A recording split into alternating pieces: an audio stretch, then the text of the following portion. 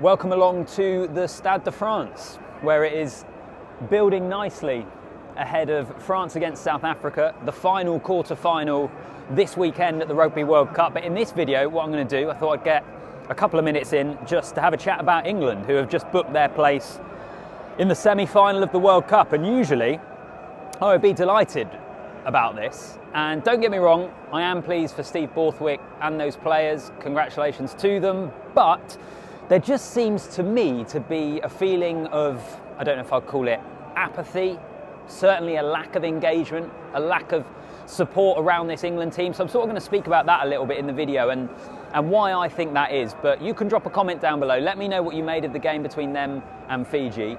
And also let me know what you make of this England team, what you make of their run to the semi-final. Do you agree with me, particularly if you're an England fan, that you're not as excited as perhaps you have been on previous occasions when the team's been able to achieve this? Also, make sure you like the video, make sure you're subscribed to the channel as well. But let's get into it. So I think part of this for me, I think of England reaching a World Cup semi-final and I should be delighted, and I'm not.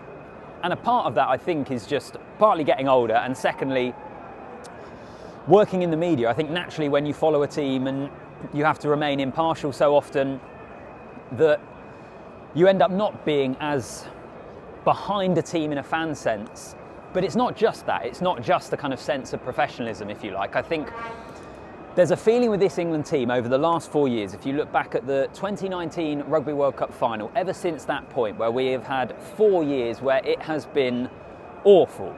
They haven't performed well in the Six Nations, they've had very, very few notable scalps, and they've got themselves to the last 4 at the World Cup. But I think everything we've seen beforehand has fueled into what we're seeing at the moment of a fan base that aren't particularly behind the team. And then once you throw into that the general state of the game within England at the moment, when you look at Wasps and Worcester and London Irish and where the domestic game is, clubs going out of business, the sport is not in a particularly strong state. And I think that's maybe part of the reason why, if you look at, say, for example, and social media is never the best barometer of this, but if you look at the comments under when England post at the fact they've won a game, they've got to a semi-final, there's plenty of people saying, oh, well done. There's also plenty of people who are kind of, got by the skin of our teeth, we need to improve, etc., etc. And then I suppose the other thing that needs to be factored in is the draw and the World Cup draw. England have not been tested yet. They will be tested in the semi-final, and I'm not convinced that they're capable of getting over that hurdle. We'll wait and see. They'll make themselves incredibly difficult to beat. That will be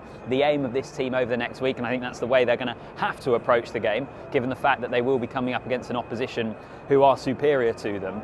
But yeah, I don't know. It's a funny one. I don't have the excitement that I perhaps feel I should do. Is everyone else with me, or do you disagree with me? You can let me know.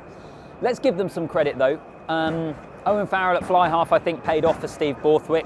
I know there'll be plenty of Farrell detractors. I always maintain he is a brilliant rugby player. I think he did a good job of marshalling the team. And actually, I think England were the better team against Fiji. I know Fiji came back into it brilliantly in the second half and threatened England late on in that game. But I think England were the better team. I think they are building and have built throughout the World Cup, and well, maybe not throughout the World Cup. I think it was the best performance of the World Cup. I think we could say that. Certainly after the Argentina game. But their attacking shape did look better. Ben Earl has been brilliant. Taking his opportunity once again makes you wonder why he wasn't selected sooner than this, but that is a discussion that has long been had previously.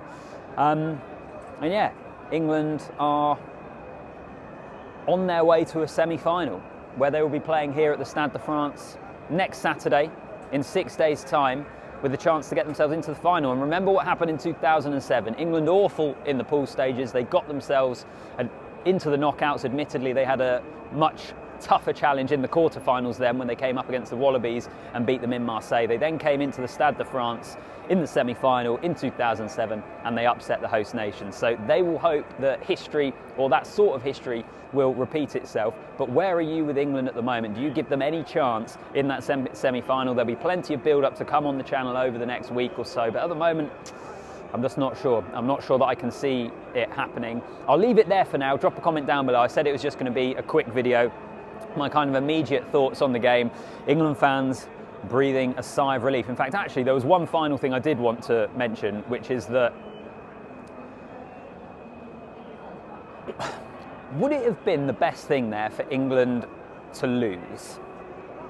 In that everything I've mentioned already, you'd look at the 4 years that they've had where they have been pretty abject, they've been incredibly poor, and if they get to a semi-final, maybe if they were able to cause a huge upset and get to a final, is there a danger that the RFU could dress up the last 4 years and that cycle as a success, which I don't think any England fans would accept really, unless they were to maybe win the World Cup. But you look at, finished 5th in the Six Nations on 3 occasions, 2 wins out of 5 in numerous Six Nations campaigns, just a poor level of rugby, not an entertaining style of rugby that they haven't produced over the last 4 years as well. That was almost, when I was watching it, partly because it had been a brilliant story for Fiji to get through, and then partly because of what we've seen from England, then I just felt maybe it would have been a better thing in the long run, a better reality of where England are to have lost that quarter-final, which is incredibly unpatriotic of me. Maybe it's just, I'm almost being too sensible. But let me know in the comments, let me know what you make of it. Like the video, subscribe to the channel. I'll see you in the next one.